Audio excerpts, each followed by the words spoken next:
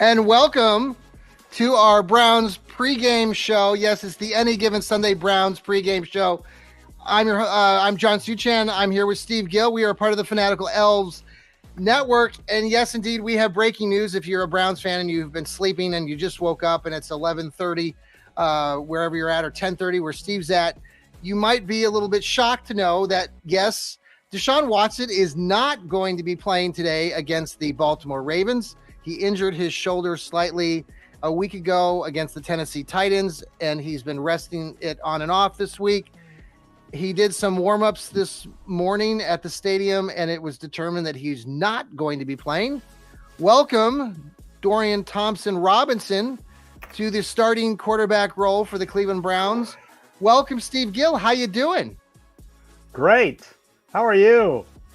Oh, I'm glad the team I follow doesn't have any drama ever. You got your tight end who's trying to catch himself on fire, and then you got your quarterback who says he's going to start and feels great, but then he goes out, throws a couple passes in front of Andrew Berry, and it's a no-go. Welcome, fifth-round draft pick, Dorian Thompson-Robinson. Well, and I had put out a show this morning. First thing, we had the Browns Rockin' show, and I talked about the keys to our Browns victory. Hopefully, go back and listen to that if you have not. I saw that. Yeah. One of the first keys was Deshaun Watson being consistent and doing what he did a week ago. We're not going to see him. Now, this has sparked a lot of real emotion from fans who like Deshaun and fans who loathe Deshaun. And some of them have even brought up what happened a couple seasons ago with Baker Mayfield and how Baker played through all of this. So now why are the Browns not playing him and all of that? So Steve, you and I talked on off air just a minute ago. I think the fact that the Browns have this bye week coming up, and Steve, if you want to elaborate on some of the other things that you talked about. Well, it's up to the player to tell the medical staff his discomfort level. Yeah. And if Baker's, and I can understand why, that's his personality. He wants to be the alpha dog on the teams, and he's going to tell the medical staff, "Hey, I'm fine. Mm-hmm. I'm good. No pain."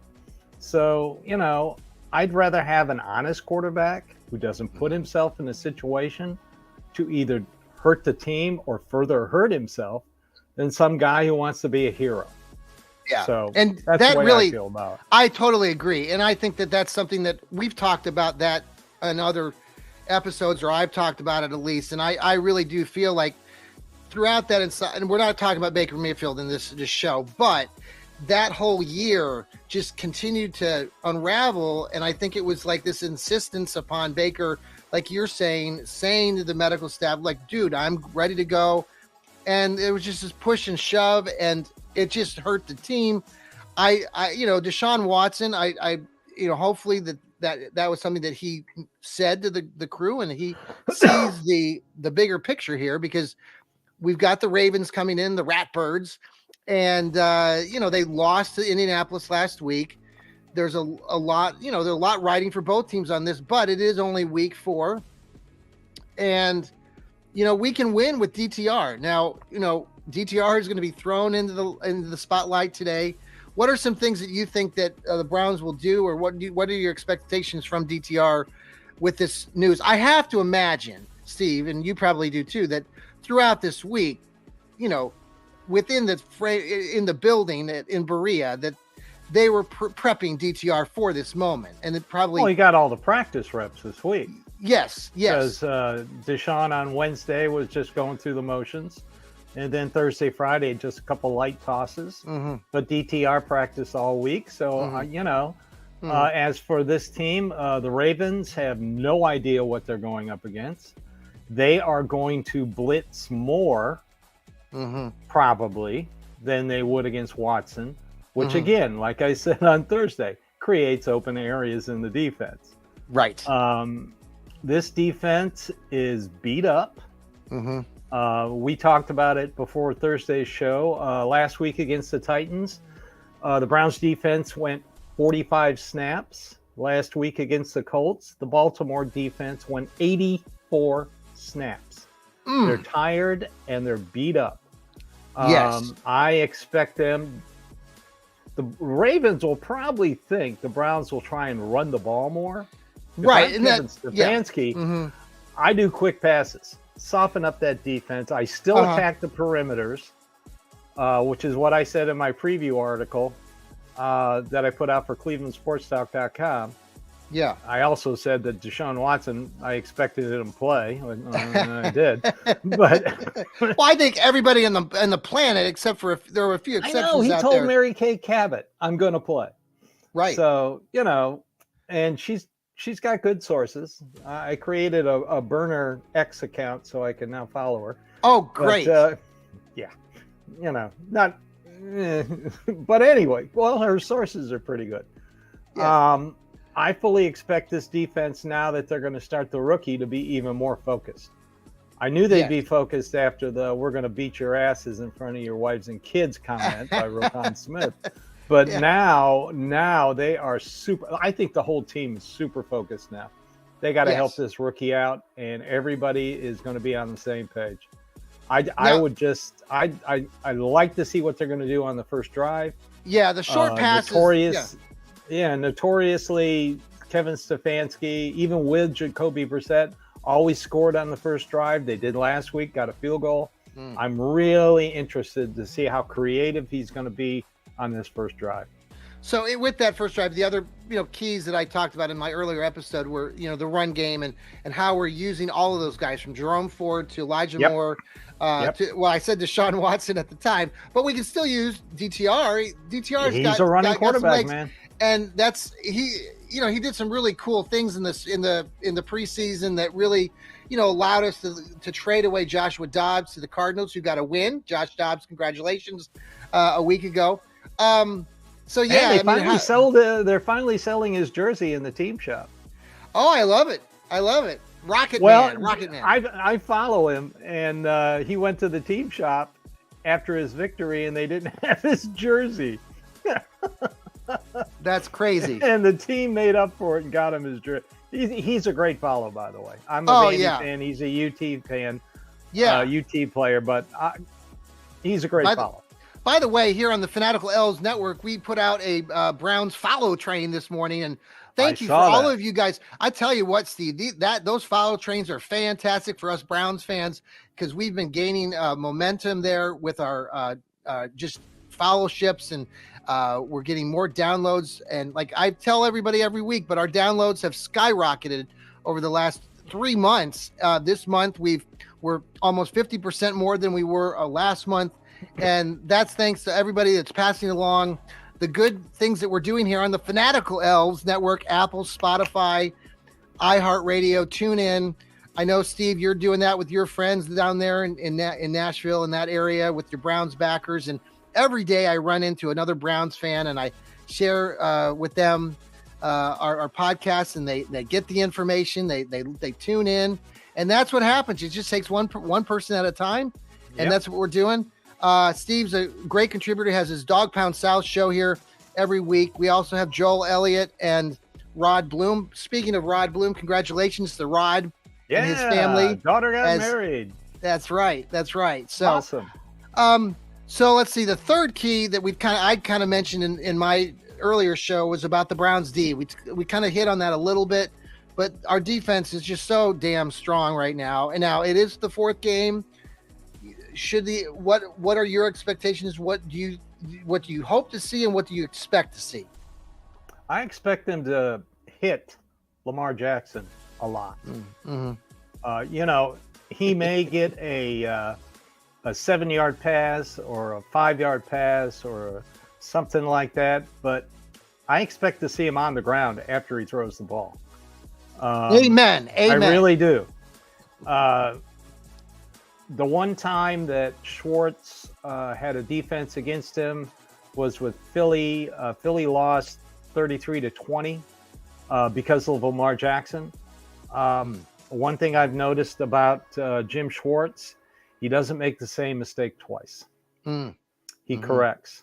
So I don't know if he'll do the shadow thing with JOK and Delpit, but I do expect a lot of pressure. How many 3 and outs have they given up? Without Ronnie Stanley starting at left tackle, I do expect, like they did against Tennessee, to line up Zadarius Smith and Myles Garrett over the left tackle at the same time quite a bit. Let's scare the crap out of him. That will require them to keep a tight end or especially Edwards, their running back, who is just phenomenal. He averages over 5 yards a carry. So, because he's a bowling ball. But if you have to require him to sit in the backfield to chip Smith or Myles Garrett, then that takes away their running game. But they have to contain Lamar Jackson. Well, and the feeling of when these kids are winning and every play they're celebrating, I want to see a lot of that in this game. Want to see them really use that to their advantage. I think the Browns fan base, there's a lot of people going to be at this. It's going to be a packed house. I think that'll be an extra advantage, obviously, for our Browns for the Brownies. And we have our fans. We gave away our 2 tickets for our they're at the game. So they're at the game tonight. So we're excited that they're there as part of the Fanatical Elves giveaway. We are going to be doing more giveaways, so be staying tuned this week. I haven't figured out what I'm going to put out there, but probably get that out there tomorrow on Monday. Hopefully it's a Victory Monday. I hope so. Yeah. Now, are you going to be going over to your sports bar location later today? Or are you going to illegally stream it from my living room? Excellent. Hey, it's easy, folks. Well, just you gotta always find the right stream. Now, here in Columbus, they've got the Bengals and the Browns, but the Bengals game is on Fox today. Yeah, they're playing your Tennessee. Yeah, because they're playing Tennessee. Yeah, there's no early game on CBS here in Nashville. Okay. By the way, if you want to know where the Browns are playing, 506sports.com. 506. 506. The numbers 506sports.com. I'm going to write that down. On Wednesdays, they put up the viewing map. Yes. Of what areas show which games. Right. Okay. 506. It's been a go-to for me for almost 10 years now. 506.com. 506sports.com. The number is 506sports.com. Okay. It's a great little resource. What do you see other games around the league today? Are you anticipating anything? The Bengals play the Tennessee Titans, like early matchup, and then the Steelers. Who do the Steelers got today? Texans. That game is where? Is that in Pittsburgh? I believe it's in Houston. It is in Houston. That's right. They're traveling. I saw some Go Texans footage of that. Well, you never know. Come on, CJ Stroud. Us Buckeye fans will be pulling Arizona beat the Cowboys last week. So anything can happen. Anything can happen. Yeah. No, it'll be a fun game today all around. Are there any other highlighted games today that you're looking forward to more this afternoon? Or now, right now, I think Jacksonville is playing the Atlanta Falcons. Yeah, over in London. Last time I looked, Jacksonville was up big. I think it's 17-0. Let me check real quick. Now that game is on ESPN Plus. You got to pay for that service, right? Pretty much. No, I have Hulu. Oh, I get that. I get that for. Look at you! I got YouTube TV. They don't provide ESPN Plus for us, so. I'm a little bummed out about that. I cut the cable years ago. It's 17-7, Jacksonville. 17-7. Okay. 11:34 in the fourth quarter. Yeah, okay. I cut the cable a long time ago. I do everything Wi-Fi. So, and then Excellent. I pay for Hulu. I go out and get Roku sticks for all my TVs, which Look are at mine you. to keep. I pay less than half what I would for cable. Yep. Well, it should be a good afternoon. Now not the Tigers. The Lions beat Green Bay Packers back on Thursday night football. So the Lions, and they did that game. They played that game up in Green Bay again, right? In Green Bay, yeah. So that's 2 times now that Detroit's gone up there and beaten them. Pretty impressive for the Lions. Very impressive. I think they're going to be up there all season long. I know they took a loss the other day to whom did they lose to? I'm trying to remember offhand. But I can't remember. Yeah. Well, it should be. What did that be? Yeah. Well, I've said too, maybe the Brownies in the San Francisco 49er game could be a preview of something to watch for a potential Super Bowl matchup coming up postseason. So there's a lot riding again on this game. What are your final kind of takes on where this game goes and what now do you expect the fact that Deshaun is not playing? We got DTR.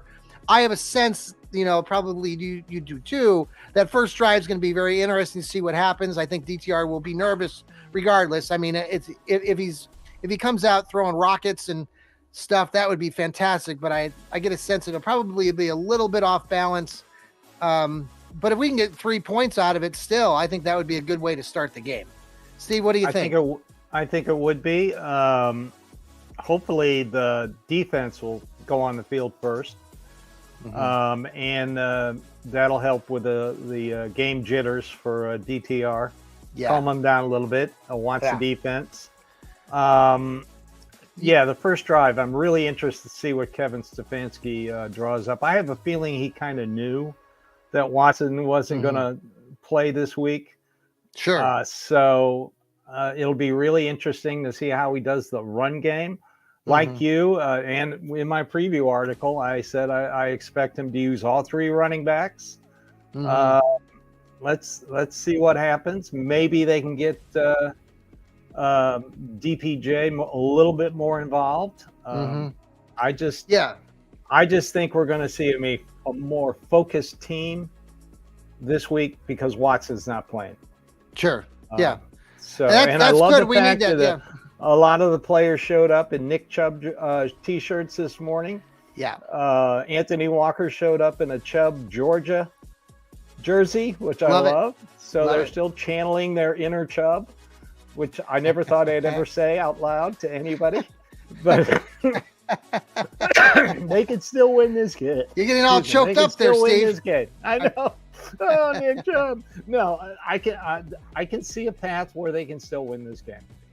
Absolutely. Really absolutely. We've got the solid defense that they can just do what they've been doing and play and concentrate, focus. It'll be a good move. They did beat Baltimore last year when they should have beat them twice last year. Yes. That game in Baltimore intercepted him 4 times, held him to under 200 yards of total offense, and super tight end Mark, whatever his name is. I don't even say Mark Andrews. Mike Andrews had 0 catches. Right. Yeah. No, I think the tide's turning with this series. I know the series has been dominated by the Ravens over the years, but considering that they stole our team and everything, I did talk on my previous Johnny Cleveland show last night. If it was a late night, Saturday Night Live episode, and I shared with the fans, I'm a little disappointed. Steve, you've been a lifelong fan like I have. And I think this last week or two, I've been disheartened a little bit by the credentialing crew for the Brownies. Did not credential our media group over at Northeast Sports Insiders. And they've been credentialed by all the other major league teams, including the Guardians and the Cavs. And so I was just saying on my show last night how as a fan, when you're growing up and you're a kid, and like when you were a kid going to your first game or two of Browns games, everything just seems bigger than it really is, and then you get to our age and as lifelong loyal Browns fans, it's just interesting to see the other ins and outs of what's on the inside of teams. Obviously, all these parts of the team aren't always connected. I'll still be cheering on my Brownies. But I'm a little disappointed I won't be there this week, but we'll be there the next time. So, final thoughts on what you expect to win today? Yes, I still expect to win. Like I said, that injury list for the Ravens. Of course, no OBJ. Nobody. I never expect him to play much this season, but when they signed him, no Bateman. That's a key. He is their possession receiver. Right. And nobody talk. I know Elliott has his little chart, and he's got Denzel Ward as a yellow. He should be a blue. Yes. He's allowed 2 receptions for 14 yards, 5 incompletions. And a passer rating of 39.6. The key there is to keep him healthy. keeping him healthy. And the whole defense is playing. Newsome is back. Greg Newsome is back. Yeah. His shoulder, his elbow is a little sore, but he's going to go. I'm going to say Martin Emerson gets an interception in this game. Let's go. That'll be my bold prediction. I'm going to say Zadarius Smith gets his first sack. Nice. I'd love that. Let's get Miles a couple more. I tell you, it'll be fun to watch. We'll see what happens, how it all pans out. Hopefully we'll all be here probably doing a little post game something or other. So Steve, if you want to join us, welcome to come back after you defuse. So we'll all be a little bit hyped. Defuse or celebrate, one of the That's other. right. That's right. I was listening to a couple songs, old tunes, Kool and the Gang Celebration earlier, and then Bob Sager's hit from Shakedown from I'm drawing a blank here. Gosh, the Eddie Murphy. I know what you're talking about. Yeah. I just thought that was a good tune. If the Browns defense comes to play, I'll have to find that and share that out here on our podcast later, because they are shaking down those. They did a job on the Baltimore Ratbirds today. So, Steve, thanks for joining us here on the Fanatical Elves Network, part of our pregame festivities. Again, Deshaun Watson is a no-go. We are going to watch Dorian Thompson-Robinson take the field as the starting quarterback today. Should be, we're all going to be a little bit nervous, but excited at the same time to see what this kid can do.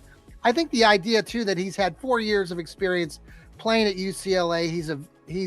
I know he doesn't have a lot of experience at the NFL level, but he certainly brings a confidence with him that I think we'll see today. And I'm excited to see that pan out for him. So thanks everybody for tuning in. Take care. Go Browns. See you, Go Browns. See you, John. Go Browns.